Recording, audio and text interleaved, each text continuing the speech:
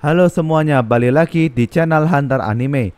Kali ini aku mau bahas satu hal yang sangat penting, tapi ini bukan berkaitan dengan anime tertentu. Aku hanya ingin bahas apakah industri anime di Jepang itu benar-benar akan bangkrut atau menurun seperti yang terjadi saat ini. Benarkah seperti itu?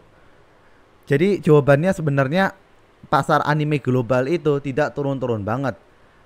Karena meskipun anime-anime bagus seperti Kimetsu no Yaiba, Boku no Hero, terus Attack on Titan, Hunter x Hunter, terus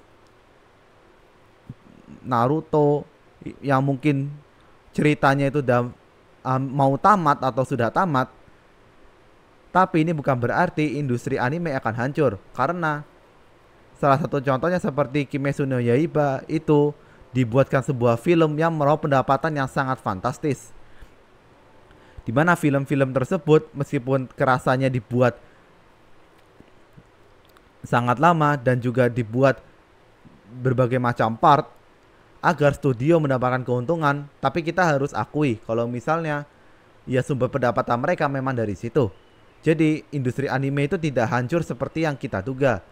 Namun regenerasi anime yang memiliki kualitas seperti anime-anime yang sudah ada itu aku lihat cenderung menurun. Kenapa? Karena nggak semua anime itu memiliki mangaka yang idealis dan punya pemikiran yang spektakuler. Jadi misalnya kayak anime Hunter x Hunter, kan kita lihat kalau anime Hunter x Hunter itu hiatusnya lama sekali karena mangakanya itu sakit-sakitan dan dia sangat idealis. Sampai-sampai mangakanya itu bikin ending tersendiri untuk jaga-jaga kalau misalnya dia udah meninggal duluan. Namun ada anime lain yang misalnya dia itu punya uh, jalan ceritanya sebenarnya itu biasa-biasa aja, tapi karena dia dibungkus dengan visual dan hype yang luar biasa tinggi dari penonton-penontonnya di seluruh dunia, maka anime tersebut jadi laku keras. Contohnya apa? Kimetsu no Yaiba. Kalau kita lihat kan Kimetsu no Yaiba itu ceritanya sangat biasa dan sangat-sangat tidak ada greget-gregetnya gitu loh. Udah ketebak kan melawan Raja Iblis. Terus Raja Iblis tuh ada bawahannya, ada Upper Moon, ada Lower Moon. Terus kemudian ada Hashira. Terus ada apa karakter MC tercinta kita Tanjiro Kamado. Kemudian Upper Moonnya udah mati satu persatu diurut dari yang bawah, kemudian naik ke atas Upper Moon yang lain mulai mati. Dan kita udah tahu endingnya, nanti si Raja Iblisnya yaitu Muzan mati, udah begitu doang. Itu ceritanya kan tidak ada gregetnya gitu loh, tidak ada sesuatu yang bisa dijual sebagai nilai out of the box yang tidak ada dalam anime lain. Cuman ya anime seperti itu ternyata ada pangsa pasarnya. Dan buktinya filmnya aja menjadi sangat laris kan gitu. Yang apalagi yang Infinity Castle itu.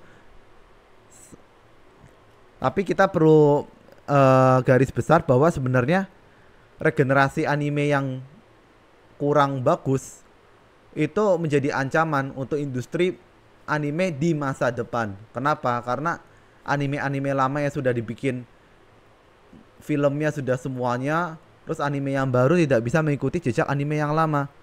Dan sekarang pasarnya sudah diambil oleh manhwa-manhwa, misalnya kayak Solo Leveling maupun manhwa lainnya yang meskipun dari Cina atau Korea Selatan, tapi kualitasnya itu udah mulai berusaha mengalahkan anime yang dari Jepang. Dan kalau misalnya anime di Jepang itu kualitasnya nggak bisa seperti dulu, ya anime-anime barunya itu hanya mengandalkan fan service atau ceritanya template, nggak ada cerita baru, nggak ada sudut pandang baru, ya mungkin kedepannya bisa rendah minat animenya dan Jepang bisa kalah. Apalagi kan Jepang itu punya masalah ketenaga kerjaan kan. Kalau misalnya kita lihat anime di Jepang itu dikerjakannya kok cepet banget tapi kualitasnya bisa bagus, ya itu karena karyawannya itu pada dieksploitasi gitu loh. Mereka kerja bikin sketsa terus bikin frame per frame per frame terus sampai mungkin nggak tidur, terus ada yang apa istilahnya karosi atau meninggal ketika kerja dan upahnya sangat rendah dibandingkan beban kerjanya. demi memenuhi ekspektasi para fans yang bahkan sebagian fansnya tersebut nonton dengan bajakan. Nah itu kan kasihan banget. Dan budaya kayak gini tuh memang nggak sehat. Cuman memang industrinya menuntut seperti itu. Jadi mau bagaimana lagi? Jadi kesimpulannya, anime di Jepang itu sekarang ya itu belum turun, tapi bukan berarti kedepannya akan turun.